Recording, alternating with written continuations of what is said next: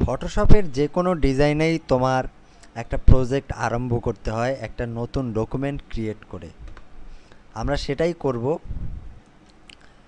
ফাইলে গিয়ে new document click করব। অনেকগুলো প্রিসেট আছে, তার মধ্যে একটা ওয়েব ডিজাইন প্রিসেট, এবং এই সাইজের মধ্যে তোমার নেসেসারি সাইজ মোটামুটি সবই আছে, এবং স্ক্রিনের রেজুলেশন মোটামুটি 7:2, এবং কালার মোড এটা একটা স্ট্যান্ডার্ড কালার মোড, এটা খুবই ইম্পর্ট্যান্ট।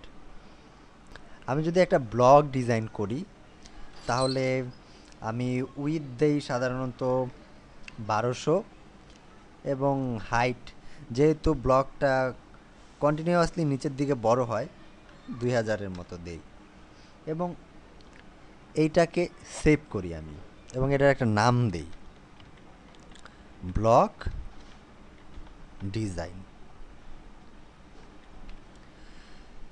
এবং এটা আমার রেজুলেশন মোড বিট ডেপথ সব কিছুই সেভ করে। আমি ওকে ক্লিক করি। যখনই আমি একটা ব্লগ ডিজাইন করি তখন আমি জাস্ট ব্লগ ডিজাইনে ক্লিক করে ওকে দেই, এবং সাথে সাথে আমার ব্লগ ডিজাইনের ডকুমেন্টটা আমি ওপেন করি, এবং পরবর্তীতে আমি যে কোনো সময় যদি নতুন একটা ডিজাইন ক্রিয়েট করি যেটা কাজ করবে শুধু ব্লগ ডিজাইনের জন্য, তাহলে আমি এই প্রিসেট থেকে সেটা আরম্ভ করতে পারি। এভাবে তুমি তোমার প্রথম ডকুমেন্ট ক্রিয়েট করতে পারো। এটা মোটামুটি তোমার ওয়ার্ক ফ্লোকে খুব তাড়াতাড়ি করবে।